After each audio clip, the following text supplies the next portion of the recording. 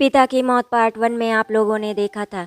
पहले मेरे बड़े पापा, फिर दादू और उसके बाद दादी की मौत हो गई थी, जिस वजह से हमारी आर्थिक हालत बहुत ख़राब हो गई थी। और फिर उसी समय एक दिन मेरे पापा से ऑफिस के 75,000 रुपये बस में कहीं खो गए। वो रुपए हम लोगों को भरने पड़े। उसके बाद फिर ऑफिस में पता नहीं क्या हुआ, पापा बहुत उदास रहने लगे थे और फिर एक दिन पापा ने भी फांसी लगा ली। इस तरह हमारे घर की खुशियाँ पूरी तरह से उजड़ गई। मेरी मम्मी राधिका भी बहुत परेशान रहने लगी थी। उन्हें समझ नहीं आ रहा था वो क्या करे। गांव के कुछ लोगों ने यहाँ तक कहा कि इस घर में ही कुछ ना कुछ गड़बड़ है, इसीलिए हम लोगों को वो घर छोड़ देना चाहिए। और फिर मैं, मम्मी और मेरा भाई आलोक यहाँ हरिद्वार में नानी के यहाँ आकर रहने लगे। आइए सुनते हैं अब आगे की कहानी।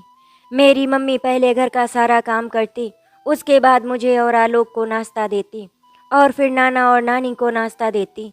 उसके बाद जल्दी से खुद तैयार हो जाती, क्योंकि मैं, माँ, आलोक तीनों एक ही स्कूल में जाते थे।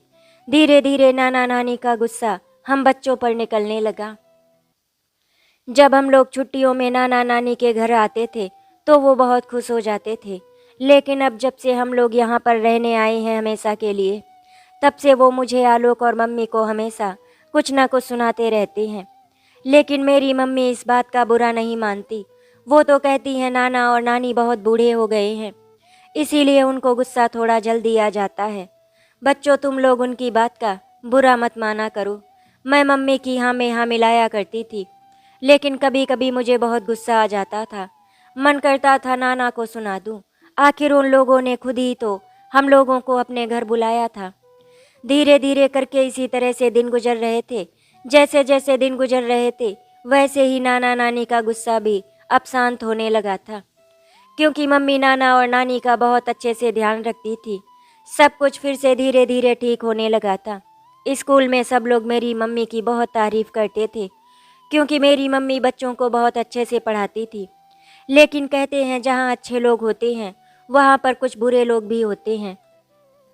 वहाँ पर संगीता नाम की एक टीचर थी। जब सब लोग मेरी मम्मी की तारीफ करते थे तो उनको मेरी मम्मी से बहुत ही ज़्यादा जलन होती थी। वो वहाँ पर और लोगों को मेरी मम्मी के खिलाफ भड़काने की कोशिश करती थी, लेकिन कोई भी संगीता मैम की बात नहीं सुनता था, क्योंकि सब बहुत अच्छी तरह से जानते थे कि मेरी मम्मी राधिका बहुत ही अच्छी हैं।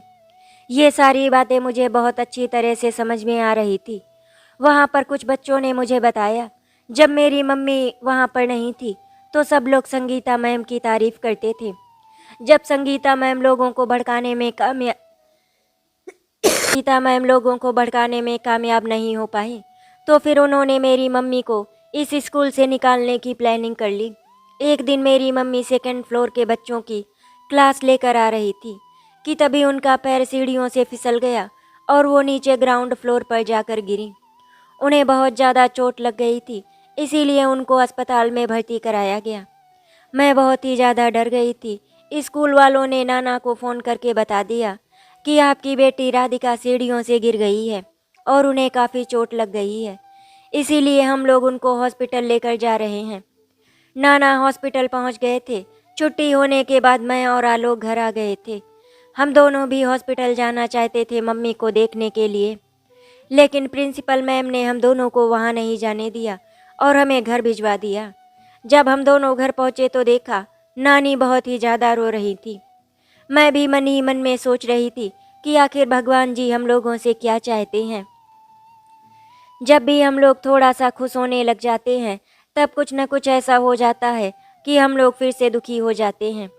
मम्मी के सर में चोट लगी थी, कोई फ्रैक्चर नहीं हुआ था, इसीलिए शाम तक मम्मी डिस्चार्ज होकर नाना के साथ घर वापस आ गई थी। लेकिन डॉक्टर ने उन्हें 15 दिन रेस्ट करने के लिए बताया। मम्मी काम नहीं कर पा रही थी, क्योंकि जब वो सर झुकाती तो उन्हें चक्कर आने लगते थे।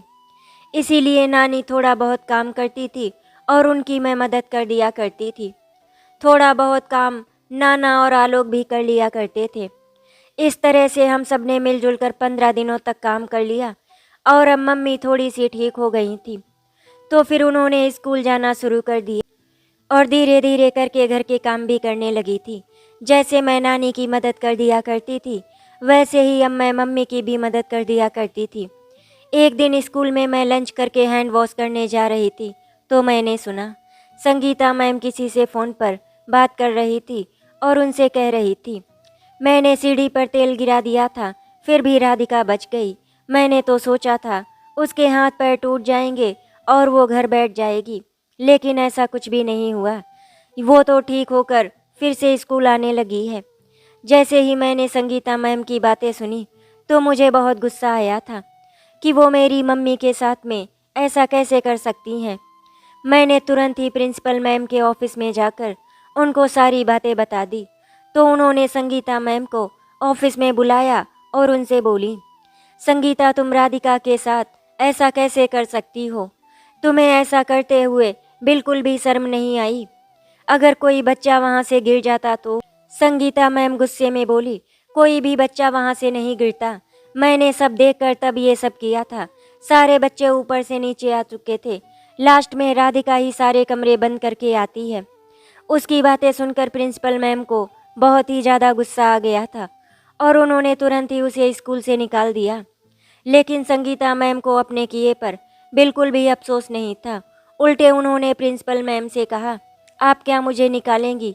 मैं खुद ही इस स्कूल में नहीं रहना चाहती। और गुस्से में पैर पटकती हुई संगीता मैम वहाँ से चली गई। उसके बाद प्रिंसिपल मैम ने मुझे भी ऑफिस से बाहर भेज दिया और पियून अंकल से कहकर मेरी मम्मी को अपने ऑफिस में बुलवाया। प्रिंसिपल मैम ने मेरी मम्मी से माफ़ी मांगी और उन्हें संगीता मैम के बारे में सब कुछ बता दिया। उन्होंने कहा, राधिका मुझे माफ़ कर दो, हमारे स्टाफ की वजह से तुम्हें इतनी सारी प्रॉब्लम फेस करनी पड़ी। मम्मी ने कहा, कोई बात नहीं, जो होना था वो हो गया, अब तो मैं बिल्कुल ठीक हूँ। और फिर थोड़ी देर बाद मम्मी प्रिंसिपल मैम के ऑफिस से बाहर आ गई। मैं मन ही मन में सोच रही थी कि कोई जलन की वजह से इतना कैसे गिर सकता है कि किसी की जान लेने पर उतारू हो जाए। किसी के भी बारे में गलत सोचने से पहले हमें उसके बारे में अच्छी तरह से जान लेना चाहिए। धीरे धीरे करके दिन गुजरते चले गए और हमारी ज़िंदगी फिर से पटरी पर आ गई थी। मैं 12th में और आलोक 10th में आ गया था। मैं और आलोक बहुत ही मन लगाकर पढ़ाई करते थे। हम दोनों ही बहुत अच्छे नंबरों से पास हुए थे। हम दोनों ही अपनी अपनी क्लास में फर्स्ट आए थे। इसीलिए मम्मी नाना नानी बहुत ही खुश थे। मम्मी ने मौसी और बुआ दोनों को फ़ोन करके बताया कि बच्चे अपने स्कूल में फर्स्ट आए हैं। ये खबर सुनकर दोनों लोग बहुत ही खुश हुए थे। उन लोगों ने मम्मी को बधाई दी। अभी स्कूल की छुट्टियां चल रही थी, इसीलिए बुआ ने हम लोगों से कहा कि गांव घूम आओ जाकर। मम्मी का भी बहुत मन था गांव जाने का, लेकिन नाना की तबीयत खराब थी, इसीलिए उन्हें समझ में नहीं आ रहा था कि वो कैसे जाएं।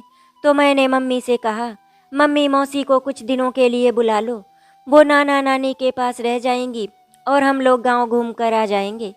मम्मी को मेरा सुझाव अच्छा लगा तो मम्मी ने मौसी को फ़ोन करके बोला और मौसी ने हाँ कर दी। लेकिन मौसी ने कहा कि दीदी आप भी थोड़ा जल्दी आ जाना, क्योंकि मुझे थोड़ा सा समय आपके और बच्चों के साथ भी बिताना है। मौसी की शादी को 12 साल हो गए थे, लेकिन उनको अभी तक कोई बच्चा नहीं था। इसीलिए मौसी हम दोनों से बहुत प्यार करती थी। अगले दिन मौसी आ गई थी और हम लोग गांव चले गए थे। मम्मी गांव वाले घर पर थी, बुआ हम दोनों को आकर ले गई थी। मैंने और आलोक ने वहां पर बहुत मस्ती की। जो लोग हमारे गांव वाले घर में किराए पर रहते थे वो लोग बहुत ही अच्छे थे। मम्मी का मन भी उनके साथ लग गया था। वो लोग हमेशा समय पर किराए के पैसे मम्मी के अकाउंट में डाल दिया करते थे। जब मैं बुआ के घर से वापस आई तो पहली बार मैंने मम्मी को इतना खुश देखा था। मम्मी को यहाँ वाले घर में रहना बहुत अच्छा लगता है। हमारे किराएदार ने हम सबके लिए चाय और पकौड़े बनाए।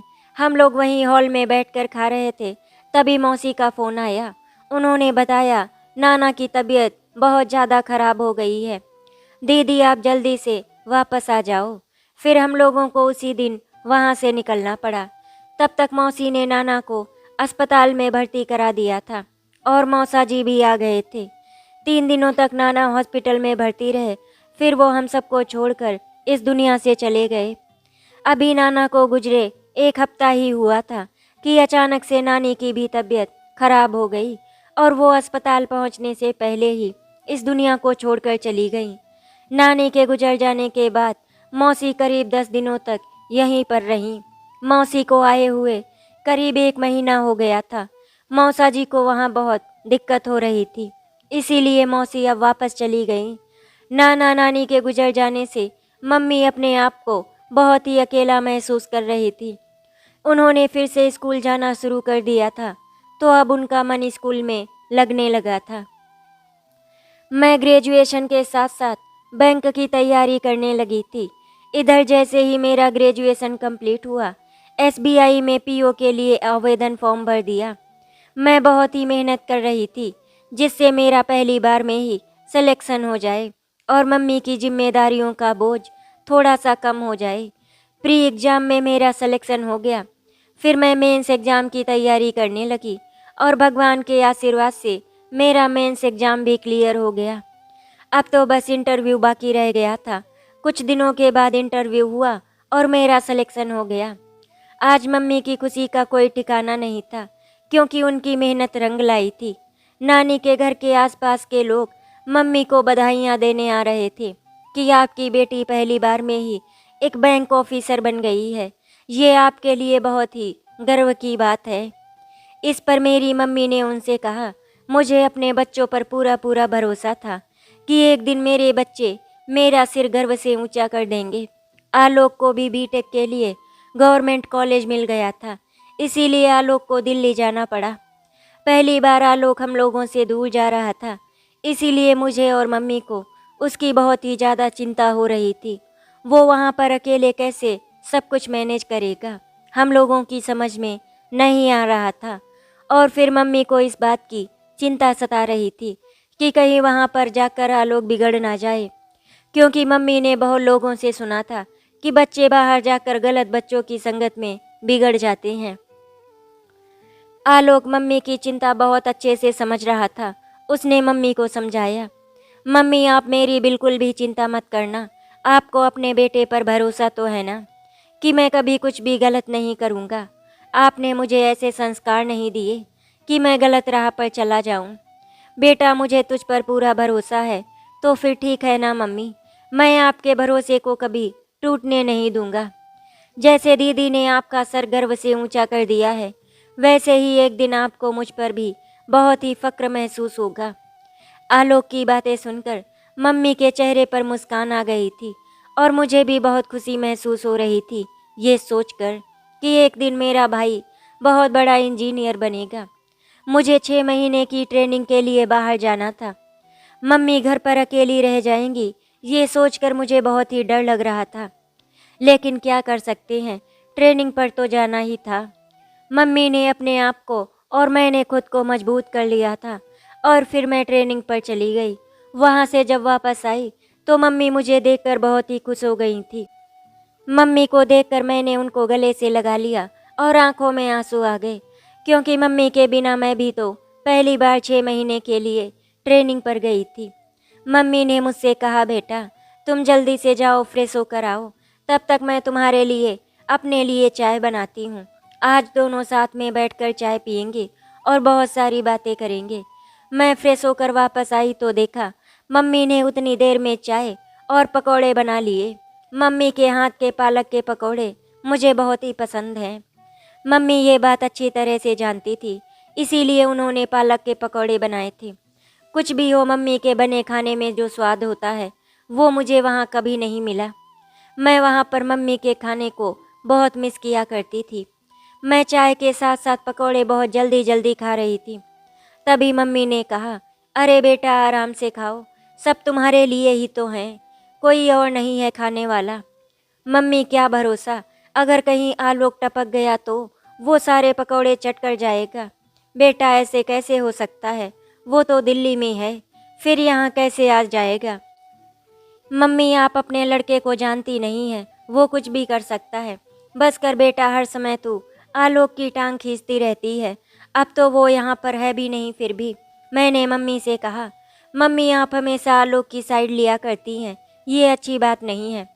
तभी दरवाजे के पास ही आवाज़ आई, दीदी मैं मम्मी का लाडला हूँ, मम्मी मेरे खिलाफ कुछ नहीं सुन सकती। आलोक की आवाज़ सुनकर मम्मी को यकीन ही नहीं हो रहा था कि आलोक उनके सामने खड़ा है। दरअसल हम दोनों ने मिलकर मम्मी को सरप्राइज़ देने का प्लान बनाया था। मैं आ रही हूँ मम्मी को ये तो पता था, लेकिन आलोक के बारे में मम्मी को कुछ भी नहीं पता था। मम्मी ने दौड़कर आलोक को गले से लगा लिया और उनकी आंखों में आंसू आ गए। तो आलोक ने कहा, मम्मी आपकी आंखों में कितने आंसू रहते हैं, जब देखो तब निकलते ही रहते हैं। उसके मुंह से ये सब सुनकर तीनों खिलखिलाकर हंस पड़ते हैं। आज मेरी मम्मी के चेहरे पर जो खुशी दिखाई दे रही थी, शायद ही मैंने वो पहले कभी देखी थी। आलोक जैसे ही ड्राइंग रूम में पहुंचा, वहां पालक के पकौड़े देखकर उसने बैग को सोफे पर पटक दिया और मैं समझ गई थी कि वो पकौड़े लेने वाला है। इसीलिए मैंने सारे पकौड़े अपनी दोनों मुट्ठी में भर लिए। माँ ये सब देखकर बहुत ही खुश हो रही थी। अरे आलोक तू चिंता मत कर, अभी किचन में और भी पकौड़े हैं, तू जल्दी से हाथ पैर धुल कर आ, मैं तेरे लिए भी चाय पकौड़े ले आती हूँ। तभी आलोक ने कहा, दीदी तब तक 2 पकौड़े दे दो ना। वो मुझसे ऐसे पकौड़े मांग रहा था जैसे कोई 5 साल का बच्चा मांग रहा हो। मैंने उसे पकौड़े दे दिए और वो खाता हुआ अपने रूम में चला गया। शायद आज मेरी मम्मी को किचन में काम करते हुए बहुत ही अच्छा लग रहा था, क्योंकि वो अपने बच्चों की पसंद का बना रही थी, जिसके लिए शायद वो पिछले 6 महीने से तरस रही थी। जब एक माँ अपने बच्चों की पसंद का कुछ भी बनाती है तो उसे बहुत ही खुशी महसूस होती है, जिसे शायद हम बच्चे कभी नहीं समझ सकते। हम सब ने साथ में बैठकर चाय और पकौड़े खाए और बहुत सारी बातें की। मैंने मम्मी को अपनी ट्रेनिंग के बारे में सब कुछ बताया और आलोक ने अपनी यूनिवर्सिटी के बारे में। मम्मी हम दोनों की बातें बैठकर बहुत ही आराम से सुन रही थी। तभी मैंने मम्मी से कहा, मम्मी हम ही सारी बातें करते रहेंगे या फिर आप भी अपने स्कूल के बारे में कुछ बताओगी? इतने दिन आपने वहाँ पर कैसे बिताए? बेटा स्कूल तो वैसे ही चल रहा था जैसे पहले चल रहा था, बस घर पर आकर थोड़ा मैं उदास हो जाया करती थी। लेकिन मुझे इस बात की खुशी थी कि तुम अपनी लाइफ में सेटल हो गई हो और आलोक भी अपना फ्यूचर बनाने के लिए ही तो वहाँ पर है। जब मैं स्कूल से आती थी तो थोड़ा घर काटने को दौड़ता था, इसीलिए मैं कभी कभी शाम को पार्क में चली जाया करती थी। वहाँ पर बच्चों को हंसते खेलते देखकर मैं भी खुश हो जाया करती थी। चाय और पकौड़े खाने के बाद आलोक ने कहा, मम्मी अब मैं थोड़ी देर आराम करूँगा, सफ़र करके बहुत ही थक गया हूँ। ठीक है बेटा, तुम दोनों आराम कर लो, तब तक मैं डिनर तैयार करती हूँ। मम्मी आप भी चलकर थोड़ी देर आराम कर लीजिए, फिर हम दोनों मिलकर डिनर बना लेंगे। तभी पीछे से आलोक ने कहा, मम्मी यहाँ सब्जी मैं बनाऊँगा और रोटी आप दोनों बना लेना। आलोक के मुंह से सब्जी बनाने की बात सुनकर हम दोनों ही उसकी तरफ आश्चर्य से देखने लगे। तभी मैंने कहा, आलोक तू सही कह रहा है, मजाक तो नहीं कर रहा। अरे दीदी, मैं बहुत अच्छी सब्जी बना लेता हूँ। कभी कभी वहाँ पर मेस का खाना अच्छा नहीं लगता तो हम लोग खुद से कुछ बना लिया करते हैं। मैंने अपने दोस्तों से खाना बनाना सीख लिया है। अरे वाह बेटा, मैंने तो कभी सपने में भी नहीं सोचा था कि तू एक दिन खाना भी बना लेगा। तभी मैंने आलोक से कहा, जब मम्मी कभी तुझे किचन में पानी लेने के लिए भी बोलती थी, तब तो तू कहता था मैं पानी नहीं लूँगा, आप मुझे दीजिए, और अब तू खाना बनाने लगा है।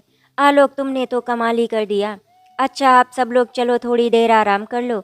अरे हाँ मम्मी, मैं तो आपको बताना ही भूल गई, मेरी पोस्टिंग अपने गांव वाले घर के पास हुई है।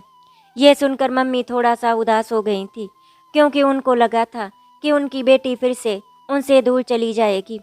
लेकिन तभी मैंने मम्मी से कहा, मम्मी आपको उदास होने की ज़रूरत नहीं है, अब हम दोनों अपने गांव वाले घर में रहेंगे, अब आपको नौकरी करने की ज़रूरत नहीं है। मैंने देखा है जब आप गांव वाले घर पर होती हो तो आपको बहुत ही सुकून महसूस होता है, इसीलिए अब हम लोग हमेशा हमेशा के लिए वहीं पर शिफ्ट हो जाएंगे। और मैंने ये बात मौसी को भी बता दी है। आलोक ने भी मेरी हाँ में हाँ मिलाते हुए कहा, मम्मी दीदी सही कह रही हैं, आप यहाँ पर अकेले मत रहो। अगर आप यहाँ पर अकेले रहोगी तो हम दोनों को आपकी चिंता बनी रहेगी। अगर आप दीदी के साथ रहोगी तो मुझे उतनी चिंता नहीं होगी और मैं आराम से अपनी पढ़ाई पर फोकस कर सकूँगा। ठीक है बेटा, जैसा तुम लोगों को सही लगे। वैसे भी 2 ही साल बचे हैं अब नौकरी के। अगले दिन मम्मी ने स्कूल जाकर वहाँ पर रिजाइन कर दिया। वहाँ के सभी टीचरों को मम्मी के रिजाइन करने से बहुत दुख हुआ, लेकिन उन्हें इस बात की खुशी भी थी कि वो अब अपनी बेटी के साथ रहेगी, धीरे धीरे करके हम सभी लोग पैकिंग करने लगे और फिर 3 दिनों के बाद हम लोग गांव आ गए। आलोक 5 दिन की छुट्टी लेकर आया था, इसीलिए वापस दिल्ली चला गया। नीचे एक ही कमरा था हमारे पास, बाकी किराए पर उठा हुआ था, इसीलिए हम लोगों को दिक्कत हो रही थी। लेकिन मम्मी उन किराएदार वाले अंकल को निकालना भी नहीं चाहती थी, क्योंकि वो लोग बहुत ही अच्छे थे। तभी मम्मी ने कहा कि नानी वाले घर को बेच देते हैं, लेकिन मैंने मम्मी को मना किया कि हम लोग होम लोन लेकर ऊपर वाला फ्लोर बनवा लेंगे, नानी वाला घर बेचने की ज़रूरत नहीं है। इस पर मम्मी ने कहा, बेटा अब वहाँ कोई रहने नहीं जाएगा, इसीलिए पूरा घर जर्जर हो जाएगा। मैं नहीं चाहती कि वो घर खंडहर बन जाए। अगर हम किसी फैमिली को वो घर बेच देंगे तो वो लोग उस घर को बहुत ही अच्छे से रखेंगे। ठीक है मम्मी, इस बारे में एक बार मौसी से भी हमें राय ले लेनी चाहिए। हाँ बेटा, मैंने तुम्हारी मौसी से राय ली थी, उन्होंने भी अपनी सहमति जता दी है। 40 लाख रुपए में नानी का घर बिक गया तो 20 लाख रुपए में ऊपर का फ्लोर बहुत ही अच्छे से कंप्लीट हो गया था और 20 लाख रुपए मम्मी के अकाउंट में ट्रांसफ़र कर दिए थे। मौसी ने पैसे लेने से मना कर दिया था। मैंने अपनी ड्यूटी ज्वाइन कर ली थी। मैं जब ड्यूटी चली जाया करती थी तो मम्मी अकेली रह जाया करती थी, इसीलिए मम्मी ने एक अनाथ आश्रम में जाना शुरू कर दिया था। वो वहाँ के बच्चों को पढ़ाया करती थी। संडे को जब मेरी छुट्टी हुआ करती थी तो मैं भी मम्मी के साथ कभी कभी चली जाती थी। धीरे धीरे करके दिन गुजर रहे थे। आलोक के बीटेक को भी 3 साल कंप्लीट हो गए थे और अब मेरी मम्मी को मेरी शादी की चिंता सताने लगी थी। उन्होंने मेरे लिए लड़का देखना शुरू कर दिया था।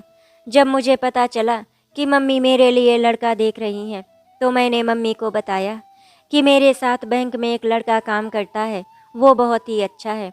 अगर आपको कोई ऐतराज़ ना हो तो क्या मैं उससे शादी कर सकती हूँ। मेरी मम्मी ने मुझसे कहा, बेटा पहले मैं लड़के के बारे में पूरी जानकारी करूँगी, उसके बाद ही इस शादी के लिए हाँ बोल सकती हूँ। मम्मी ने आरव के बारे में सब कुछ पता किया तो उन्हें पता चला कि लड़का बहुत ही अच्छा है। उन्होंने शादी के लिए हाँ कर दिया। मम्मी ने आरव के बारे में आलोक को भी बता दिया। आलोक को मेरी शादी की बात सुनकर बहुत ही खुशी हुई। एक दिन आरव के मम्मी पापा मेरी मम्मी से मिलने के लिए हमारे घर आए। जब उन्होंने मेरी मम्मी को देखा तो देखते ही रह गए, क्योंकि उनको ऐसा लग रहा था कि उन्होंने मेरी मम्मी को कहीं देखा है, लेकिन उनको याद नहीं आ रहा था।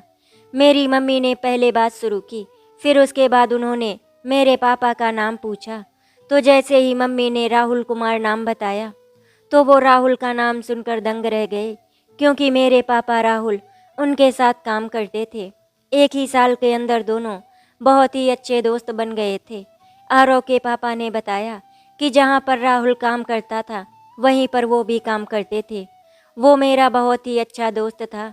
ये सुनते ही मेरी मम्मी ने अचानक से उनसे एक प्रश्न कर दिया, क्या आप मुझे बता सकते हैं कि राहुल ने सुसाइड किया था, उससे पहले ऑफिस में कोई बात हुई थी क्या?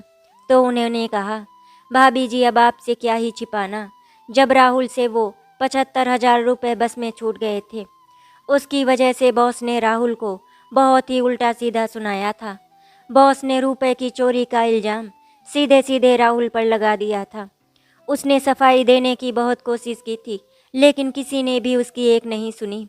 ऑफिस में सब लोग उसको चोर कहकर बुलाने लगे थे, इसीलिए धीरे धीरे करके राहुल अंदर ही अंदर टूट रहा था। लेकिन भाई साहब हमने तो तीसरे दिन ही रुपए का इंतजाम करके वापस कर दिए थे। भाभी, उन 2 दिनों में उसको कितना जलील किया गया आप सोच भी नहीं सकती। मैंने उसे समझाने की बहुत कोशिश की कि वो उन लोगों की बात का बुरा ना माने, लेकिन राहुल बहुत ही ईमानदार और मेहनती इंसान था, इसीलिए उससे ये सब बर्दाश्त नहीं हो रहा था। भाभी जी, कभी कभी तो वो कुर्सी पर बैठे बैठे रोने लगता है। चोर शब्द उसके दिल को बहुत ही ठेस पहुंचा रहा था, इसीलिए वो अंदर ही अंदर खोखला होता चला जा रहा था। मैंने तो उससे कहा भी था कि वो ये नौकरी छोड़ दे कहीं और कर ले, वो तो बहुत ही मेहनती और ईमानदार है। तभी उसने कहा, मेरे दोस्त मैं इस कलंक के साथ जी नहीं पाऊँगा, मैं अपने आप को निर्दोष कैसे साबित करूं? एक दिन उसने मुझसे कहा कि उसके जीने की इच्छा खत्म हो गई है, अब वो मर जाना चाहता है। मुझे लगा कि वो मजाक कर रहा है। मुझे नहीं पता था कि वो सच में मर जाएगा। वो मुझसे बार बार यही कहता कि अगर किसी ने मेरे बच्चों के सामने मुझे चोर कह दिया तो मैं जीते जी मर जाऊंगा। इससे अच्छा है कि बात उन तक पहुँचे, उससे पहले ही मैं इस दुनिया को छोड़कर चला जाऊं। आरव के पापा के मुंह से ये सब बातें सुनकर मेरे और मेरी मम्मी के हाथ पैर कांप रहे थे और आंखों से आंसू बह रहे थे, जो रुकने का नाम ही नहीं ले रहे थे। आज मुझे समझ में आ रहा था कि पापा उदास क्यों रहने लगे थे। जब एक ईमानदार व्यक्ति पर कोई दाग लग जाता है तो ये उससे बर्दाश्त नहीं होता। यही हुआ था मेरे पापा के साथ में। उन्होंने आत्महत्या करके ये तो साबित कर दिया कि वो निर्दोष है, लेकिन उसने अपने परिवार के बारे में नहीं सोचा। अरे जिन लोगों के लिए उसने अपनी जान दे दी, वो लोग तो आखिरी समय में भी उसे देखने तक नहीं आए थे। मैं तो अंदर ही अंदर अपने आप को भी कोस रहा था कि मैं उन लोगों को क्यों नहीं समझा पाया और मैं अपने दोस्त को क्यों नहीं समझा पाया। वो इतना बड़ा कदम उठा लेगा, मैं तो कभी सपने में भी नहीं सोचा था।